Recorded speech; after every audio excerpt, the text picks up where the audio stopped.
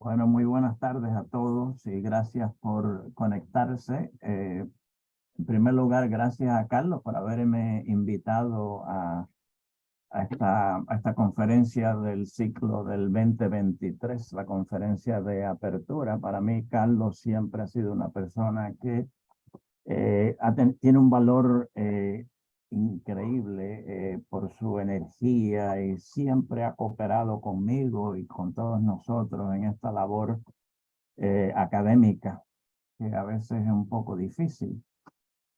Les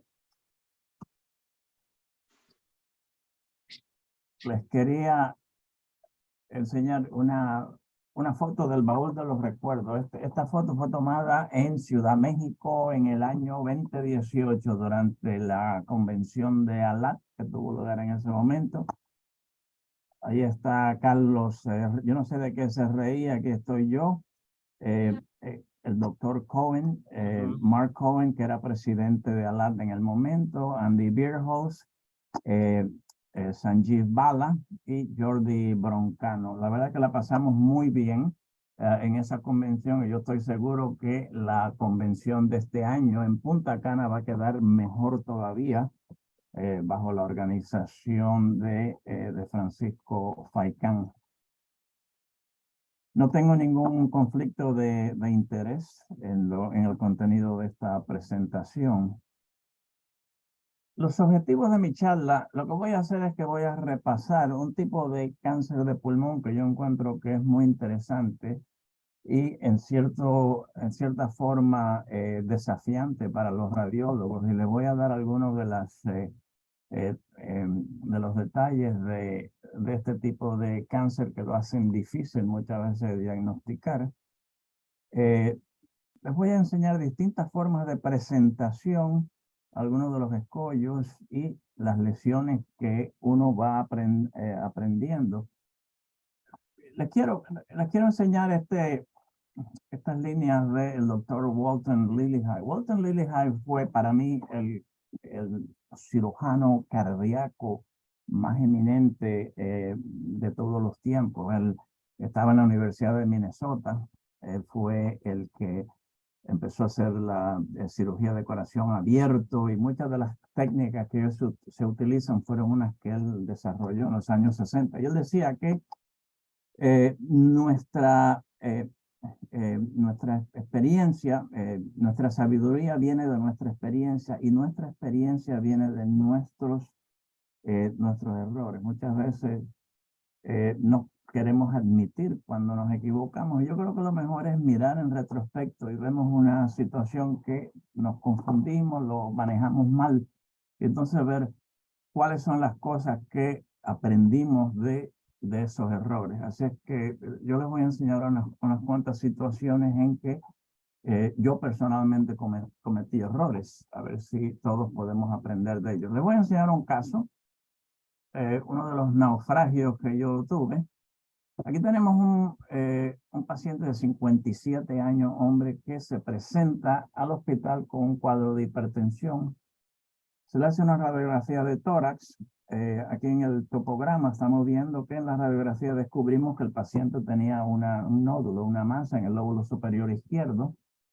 Le hicimos una tomografía computarizada con contraste. Yo siempre trato a todos estos pacientes darle material de contraste de tal forma, no solamente de ver cuáles son las características de ese nódulo, sino también para ver el mediastino, a ver cuál es la extensión, de alguna forma catalogar la extensión del tumor. Entonces vemos que tiene una calcificación central, lo que lo hace pensar a uno que es una lesión benigna, pero además tiene adenomegalia en el mediastino adyacente. Entonces, aquí nosotros vemos muchos casos de enfermedad de tipo infecciosa.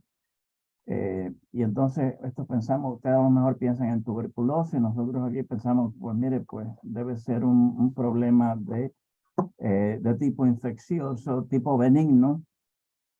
Se le hizo una tomografía, un PET-CT que les estoy enseñando con glucosa, y fíjense ustedes que no, el nódulo no tenía ninguna captación y los dos nódulos linfáticos tampoco captaban nada. Les voy a dejar aquí el caso, pero les voy a enseñar. El resultado final fue que este paciente eventualmente se sometió a una lobectomía izquierda y el paciente resultó tener un carcinoide bien diferenciado, y los dos nódulos estos eran metástasis del carcinoide. Así que después yo voy a volver al caso, entonces lo vamos a analizar con más detalle.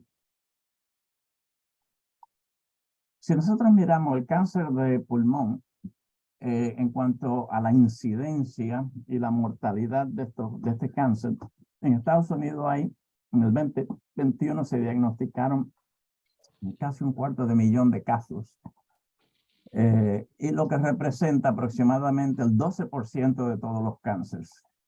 La mortalidad en ese mismo año fue casi la mitad de los casos murieron, 131,000, y representó el 21% de todas las muertes por cáncer. Fíjense ustedes que 12% del total, 21% de mortalidad. O sea que la sobrevida de estos pacientes a los 5 años es de aproximadamente un 21%, o sea que es bastante alta. La buena noticia es que en los últimos 20 y tantos años, la incidencia tanto del cáncer como la mortalidad por el mismo, por las distintas pautas que estamos tomando ahora, pues está disminuyendo. Esa es la buena noticia. Clásicamente, esta es la manera que se dividen los cánceres de pulmón. Adenocarcinoma representa la mayoría, 40-45%. Escamoso, aproximadamente lo mismo. Entonces hay estas dos variantes aquí de el cáncer de células pequeñas y el de grandes células, que representa aproximadamente un 30%. Entonces lo que decían, bueno, ¿y qué pasa con el carcinoide, que es una de las formas estas de tumores neuroendocrinos? Los tumores neuroendocrinos, lo que vemos es que, fíjense ustedes que la incidencia en los últimos 20 a 40 años, la incidencia tiende a disminuir. Sin embargo, los tumores endocrinos, fíjense ustedes que desde el año 73, hace casi 40 y tantos años, la incidencia ha aumentado. Es casi 7 veces más común de lo que era antes, a diferencia de otros cánceres. ¿Por qué es esto? No se sabe. Si es que a lo mejor ahora los estamos diagnosticando, como tenemos la tomografía computarizada, como tenemos la colonoscopía, etcétera, que eso hace que los encontremos con más frecuencia. De todos los cánceres neuroendocrinos, ven ustedes, todas estas barritas que ven aquí son las en el abdomen. La mayor parte están en el abdomen, bien sea en el colon, en el recto, en el intestino delgado.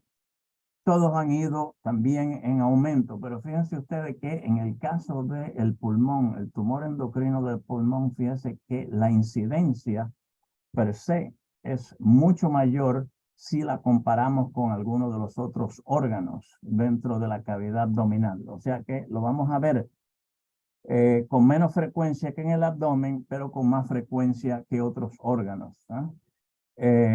Lo vemos en gente que son más jóvenes, muchas veces son mujeres que no son fumadoras, etc. La incidencia es aproximadamente un 2%, hasta ahora es un 2% de todos los cánceres del pulmón, pero como les muestro aquí, está en aumento. Entonces, los tumores del pulmón, neuroendocrinos del pulmón, es un grupo heterogéneo de tumores, dependiendo de su agresividad, de la evolución y del pronóstico. Bueno, se los voy a enseñar en una gráfica. En el tórax, y me voy a extender un poquito más que solamente el pulmón, y les voy a enseñar unos casos que pueden ocurrir en el mediastino. Pueden ser en el timo, por ejemplo, que lo vemos también con mayor frecuencia, o en el pulmón. Primero descrito por un alemán en el 1907, un italiano introduce el término de oat cell, que quiere decir grano de avena, ya que muchas veces son tumores pequeñitos, pero son tumores agresivos y que tienen unas adenomegalias bastante grandes. Y como les decía anteriormente, después del abdomen, el pulmón es la segunda localización más frecuente. En el pulmón, 30% va a ocurrir en el sistema bronquial. O sea que esto es importante que tengan en mente porque son tumores centrales y son tumores broncocéntricos. Pueden ser funcionales, que segregan aminas o neuropéptidos, o no funcionales como son la mayoría. Tienen su estadificación, que no les voy a entrar en detalle, pero va del grado 0 al grado 4, dependiendo de la extensión, como en otros cánceres de pulmón. Entonces, tumores neuroendocrinos son unos tumores que tienen una morfología típica. Desde el punto de vista histológico, tienen una forma organoide en forma de nido, empalizada, una forma de roseta. Se dividen en de alto grado, que son el carcinoma de células pequeñas y el carcinoma de células grandes, que es lo que les enseñaba anteriormente, que representan bastante el 20% de todos los cánceres. Pero hay otro grupo, y es el que me voy a concentrar mayormente, y es el de grado intermedio o grado bajo, donde tenemos dos. Y todo va a depender del número de mitosis por 2 milímetros cuadrados. Si tienen menos de 2 mitosis, se dice que es un carcinoide típico. Son los más benignos, representan el 80% de todos los carcinoides. Entonces hay el carcinoide atípico, que tienen un poco más de mitosis y puede o no tener necrosis. Entonces hay unos unas extinciones especiales. Aquí vemos las distintas clases. Este es el típico, este es el atípico. Fíjense ustedes cómo hay mayor cantidad de mitosis. Y estos son de células pequeñas y de células grandes, donde yo hay más necrosis, más mitosis, etc. O sea que esa es la manera que el patólogo los va a separar. En el caso nuestro, era un carcinoide típico, a pesar de que ya tenía metástasis al mediastino adyacente.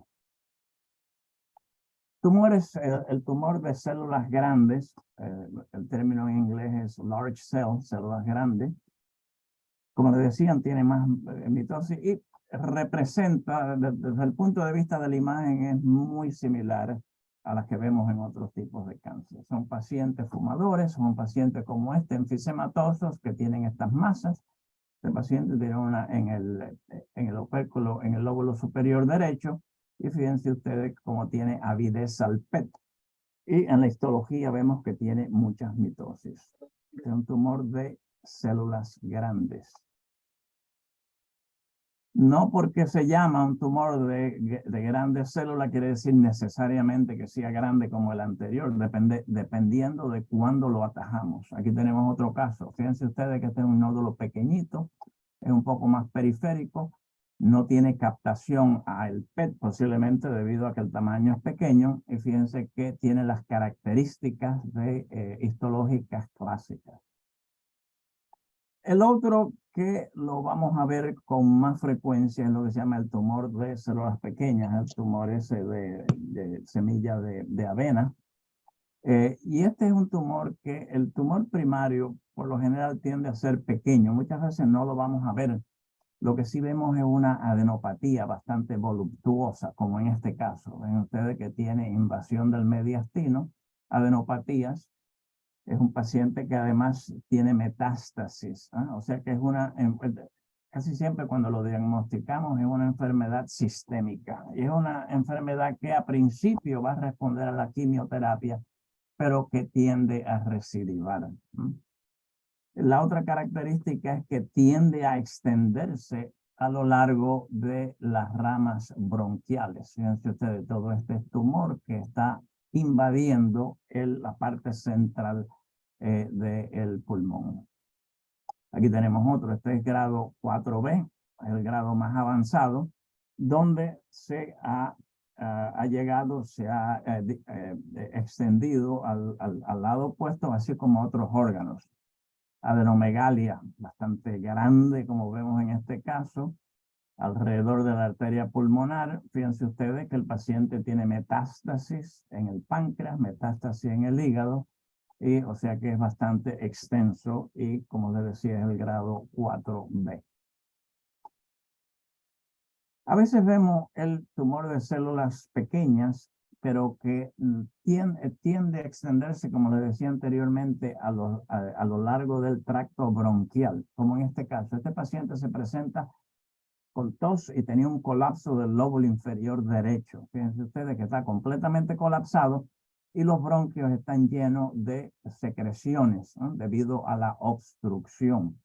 Este paciente tenía no tenía evidencia de invasión de los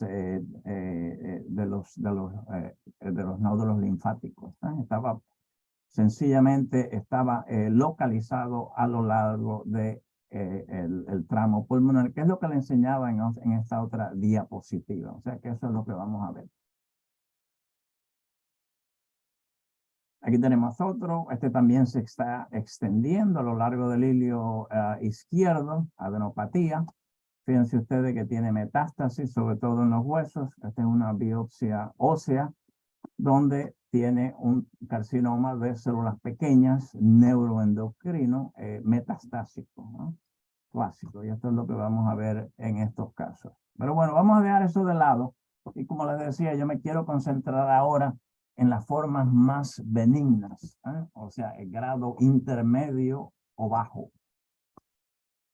El carcinoide típico es importante porque, como les decía anteriormente, tiene poca mitosis, no tiene evidencia de necrosis. Son pacientes, muchas veces mujeres blancas, que las vemos aquí en Estados Unidos, y son personas que no son fumadores. De aquí la importancia de, por ejemplo, cuando nosotros, y esto es algo que yo he aprendido por mis errores, es importante cuando hacemos el rastreo del cáncer pulmonar, cuando hacemos el lung screening, el lung cancer screening, no solamente buscar los nodulitos periféricos y medirlo, etcétera, sino hacer una broncoscopía virtual, ya que muchas veces los vamos a encontrar dentro del tracto bronquial, como lo estamos viendo aquí. El mismo paciente, fíjense ustedes que en la broncoscopía tiene esa forma acerezada.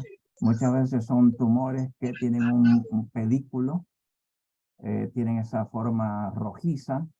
Aquí lo ven, se decapitó y ahí tienen la muestra patológica. Este fue un caso que lo encontramos a tiempo. El paciente quedó curado. Hay otras características de los carcinoides y se las voy a enseñar. En muchas ocasiones, de nuevo, broncocéntrico. Fíjense ustedes que tiene realce al material de contraste. Este paciente tiene además adenopatías asociadas. No siempre van a tener realce al material de contraste.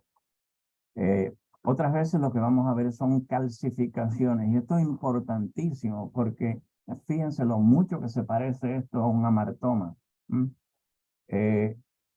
Tienen áreas necróticas, ¿eh? Calcificaciones. Este paciente, por ejemplo, no tiene realce. Este tiene realce, tiene colapso. Y la otra característica, esta es otra masa, de nuevo, central broncocéntrica, donde aflora del segmento posterior del lóbulo superior derecho.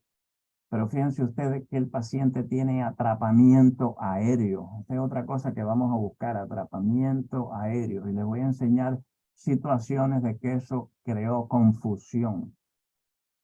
Este otro paciente, fíjense ustedes que el mismo paciente, fíjense que tiene las características histológicas de las células, están empalizadas con mitosis, etc.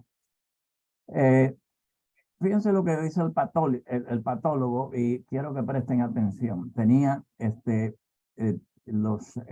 las áreas distales bronquiales estaban llenas de mucosa y estaban dilatados, o sea que tenían mucoceles, ¿eh? Muy importante, mucoceles, porque siendo centrales tienden a obstruir la vía distal, la vía aérea distal. Aquí tenemos otro. Central, realce, tiene un poquito de necrosis y fíjense ustedes cómo tiene esos bronquios dilatados, secreciones que están retenidas. A veces no son secreciones, a veces es el mismo tumor que empieza a penetrar en las áreas más profundas del tracto bronquial. Aquí tenemos este paciente, de nuevo parece un amartoma, calcificaciones, áreas de necrosis, broncocéntrico. Aquí la tienen, esta es la pieza operatoria. Este paciente se le hizo una resección, una lobectomía inferior derecha. Ahí tienen el tumor y se sacó y ven ustedes que tienen un grado alto de mitosis. Este me parece que era una forma atípica, ¿no? Diagnóstico diferencial. Con lo que le he dicho, hay dos cosas que tenemos que tener en cuenta. Para mí, uno que se parece mucho es el tumor fibroso de la pleura. A veces están metidos dentro de la cisura, como en este caso. Entonces tiene áreas de alta captación al material de contraste y áreas necrosadas.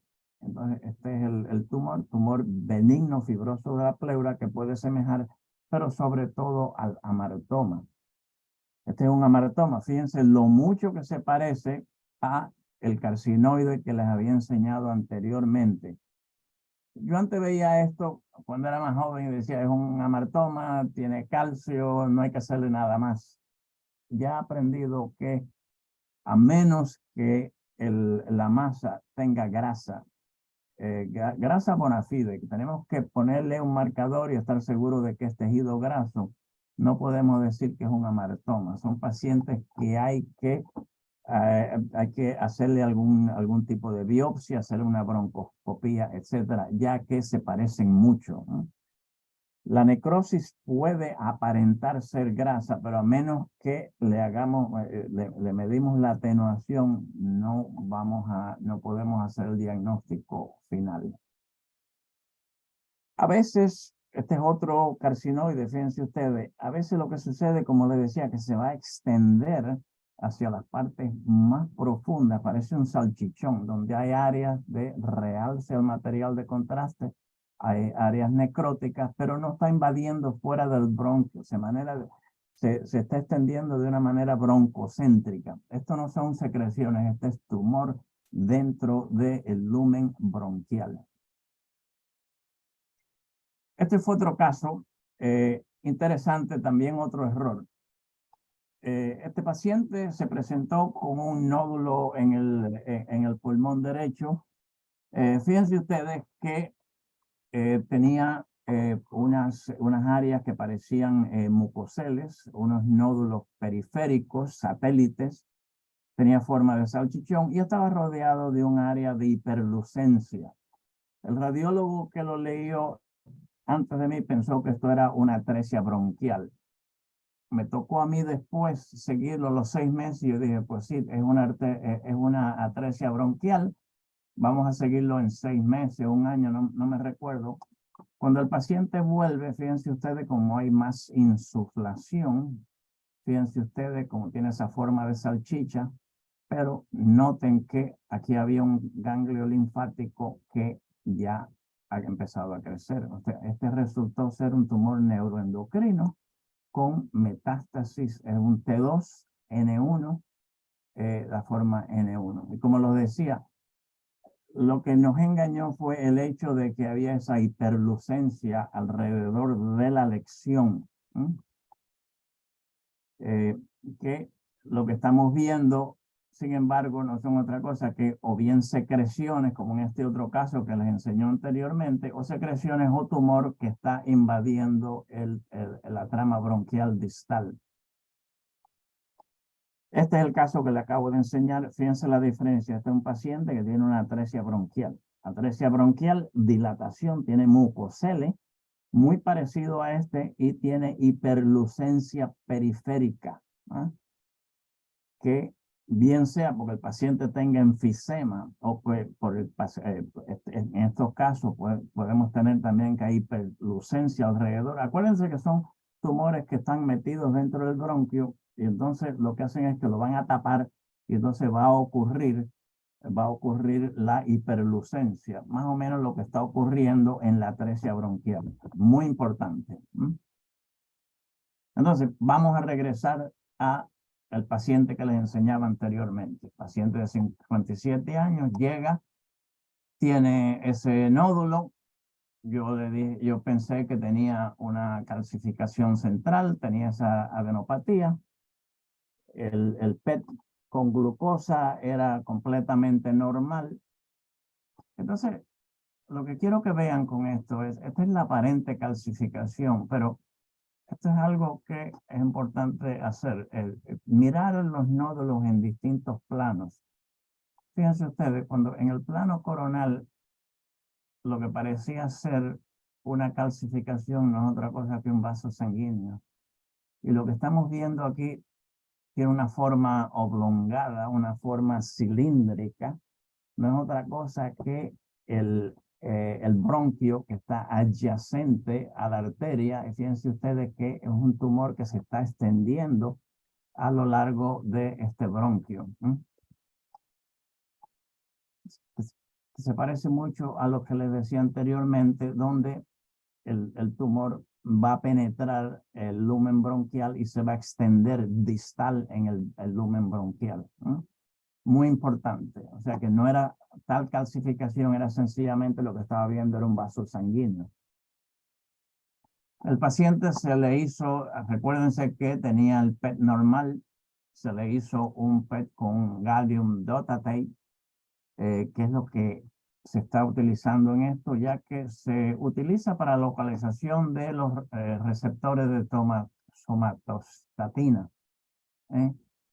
Y mucho mejor, antes lo que usábamos era el octreotilo, pero ya eso es muy largo y no tiene la eficacia que otros. Fíjense ustedes el grado de captación tan alto que tiene, no solamente en el nódulo principal, sino también en los ganglios linfáticos. Entonces, el diagnóstico final de ese paciente tenía un Cushing's dependiente de la hormona adrenocorticotrófica, ACTH. Se le hizo una lobectomía, se sacó el tumor y el paciente tenía 4 nódulos linfáticos que estaban envueltos, había metastatizado. Y de nuevo, esta histología, lo que ven aquí en esta citología, fíjense ustedes que se ven estos nidos de esas células en forma de empalizada clásica, ¿no? O sea que este era un carcinoide típico. Desafortunadamente habían pasado 2 años que los estábamos siguiendo y ya pues se había extendido a los ganglios linfáticos. En este artículo, fíjense ustedes, si comparamos, por ejemplo, el galio dotatate, por ejemplo, con la tomografía o la resonancia, fíjense con la sensibilidad y la especificidad es mucho mejor que la resonancia magnética o la tomografía. Si lo comparamos con el PET, con FDG, fíjense ustedes que también la sensibilidad, la especificidad es mucho mayor, sobre todo en las formas que son el típico y que son de baja. Los otros que son más agresivos, pues sí, con el PET FDG van a dar unos resultados muy similares. Hay unas formas atípicas, que es lo que se llama la hiperplasia celular neuroendocrina idiopática difusa, DIPNET, son las siglas en inglés. Y no son otra cosa que se llaman tumorlets, parecen metástasis, tumores pequeñitos a lo largo, bien sea de un lado o de ambos lados. La otra cosa que tienen, que es lo que nos va a ayudar en el diagnóstico, es que fíjense que son pacientes que tienen atrapamiento aéreo.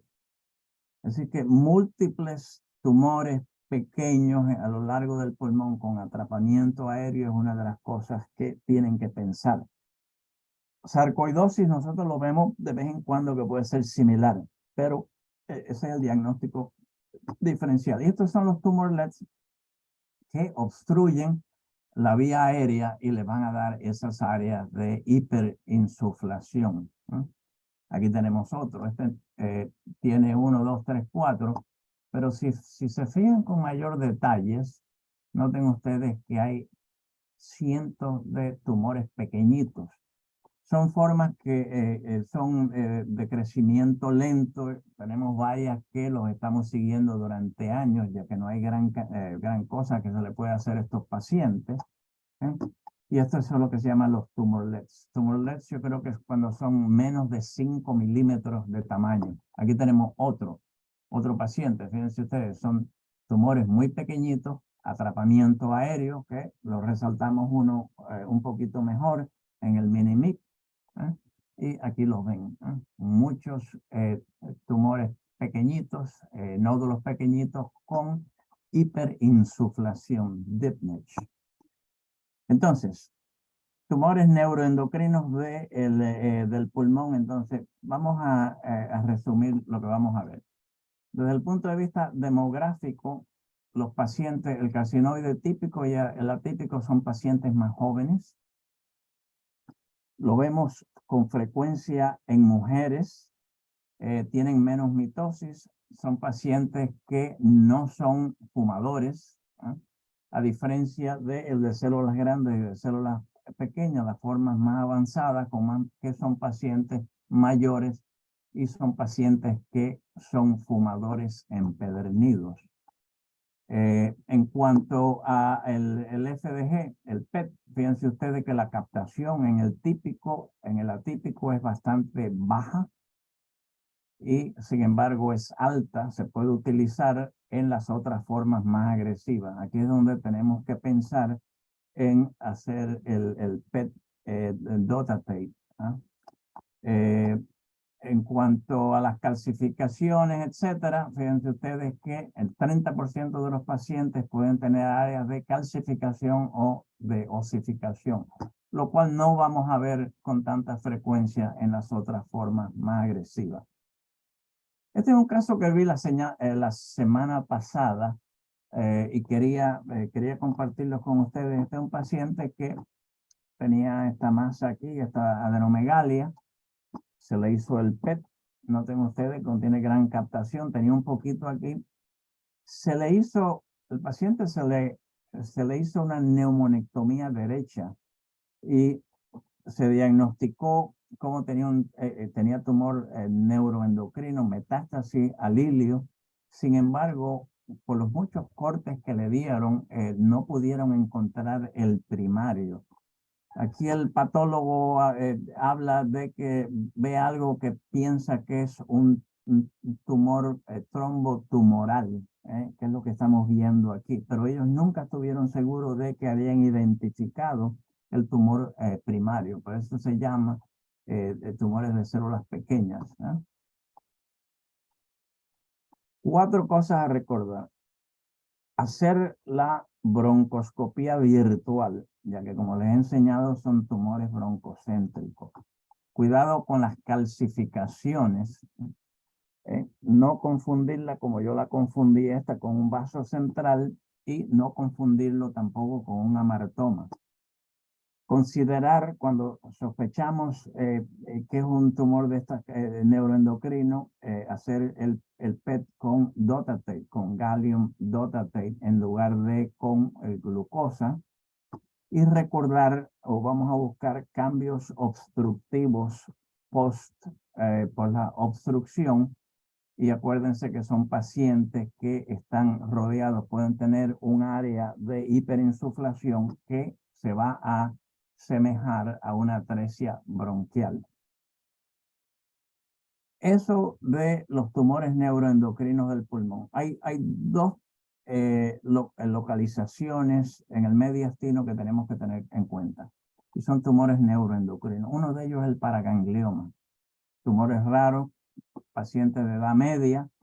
Son pacientes que pueden también tener hipertensión, taquicardia, sudoración y que puede correr en familias.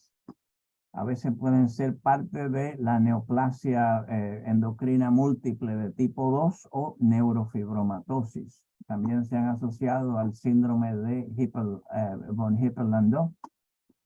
El diagnóstico diferencial va a ser la enfermedad de Castleman, donde vamos a ver que hay una adenopatía que tiene realce, hemangioma, metástasis, por ejemplo, con los tumores de tipo de cáncer renal. Les voy a enseñar un caso. Este es un paraganglioma. La localización más, la que yo he visto con más frecuencia, es lo que estamos viendo aquí. En esta localización están en proximidad a la aurícula izquierda, cerca de la aorta ascendente y justamente sobre el pericardio, ¿no? Son tumores que pueden ser bastante grandes, son tumores que tienen un grado alto de vascularización, como estamos viendo aquí. Este es un caso que vi, fíjense ustedes que hoy con el PET, con DOTA-TATE, fíjense la captación tan alta. Importante mirar en otras partes. Este paciente no solamente lo tenía en el mediastino, tenía uno en el glóbulo yugular y el otro en el cuerpo carotídeo. Y esto es algo que también se puede ver. Lo otro que quiero que vean es, fíjense ustedes como de una forma saprofítica, como el tumor está adquiriendo vascularización de las coronarias. Este es un paciente que durante muchos años tenía angina de pecho. Se trató, no mejoraba, entonces le hicimos un TAC de angiocoronario y descubrimos que lo que tenía era este tumor en el mediastino. Este es otro, este paciente yo lo vi hace un par de semanas. Este paciente se le había hecho un bypass, un puente aortocoronario, a 7 años antes. También desarrolló una masa en la localización típica. Pero fíjense ustedes cómo el paciente tenía una mamaria interna que no estaba envuelta, pero la safena, los puentes safenos, fíjense ustedes cómo el tumor había secuestrado gran cantidad de la vascularidad. Los cirujanos entraron y fue obviamente una operación bastante sangrienta y no se lo pudieron sacar todos. Obviamente es un paciente que cuando se le hizo el bypass 7 años antes, pues no estaba presente y es un tumor que derivó toda su vascularidad del mismo. Noten ustedes cómo tiene un FDG, pues es SV de 25 casi.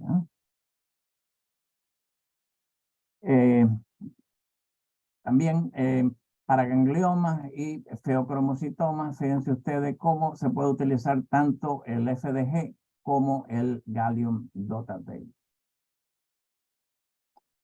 La otra localización que la vemos no con tanta frecuencia, pero la vemos más que lo que la veíamos antes, es lo que se llama el carcinoide en el timo. Son tumores agresivos, son malignos en el 80% de los casos. Recuérdense que en el caso de los carcinoides, solamente el 25% son mucho más agresivos. Pacientes también de una edad media avanzada y se pueden asociar a endocrinopatías y el diagnóstico es bastante pobre. Esto es lo que vamos a ver. Parece un timoma agresivo, pero cuando se le hace la biopsia o la resección, entonces nos damos cuenta que era un carcinoide del timo, de la glándula tímica. Bueno, entonces para sintetizar, ¿qué tenemos que recordar? La incidencia de tumores neuroendocrinos está en aumento, ha aumentado 7 veces en los últimos 40 años, a diferencia de otros cánceres. Importante recordar las características en la imagen, que son endobronquiales, que tienen calcificaciones y que tienen atrapamiento aéreo. Y recordar de hacer un PET con gallium dotatate, que es más específico para las formas de carcinoides. Y hay otras formas de tumores neuroendocrinos que van a ocurrir con menos frecuencia dentro del mediastino. Lo cual trae una pregunta y es, bueno, si nosotros tenemos un paciente, le hacemos una tomografía computarizada, tiene un tumor central, si a esos pacientes de entrada, si le vamos a hacer el PET, se le debe hacer un PET con DOTA-T, yo creo que sí. Hablando con la gente de medicina nuclear, que son las que manejan el PET, ellos lo que dicen es que tarda, hay una lista de espera que es más larga que hacerle el PET con gadolínio, pero es algo que se debe considerar. Así que yo pienso que en el futuro vamos a ver más y más la utilización de PET con gallium dotatate. Bueno, y aquí voy a terminar. Me he tomado 40 minutos, así es que le paso el micrófono a Carlos a ver si hay alguna pregunta.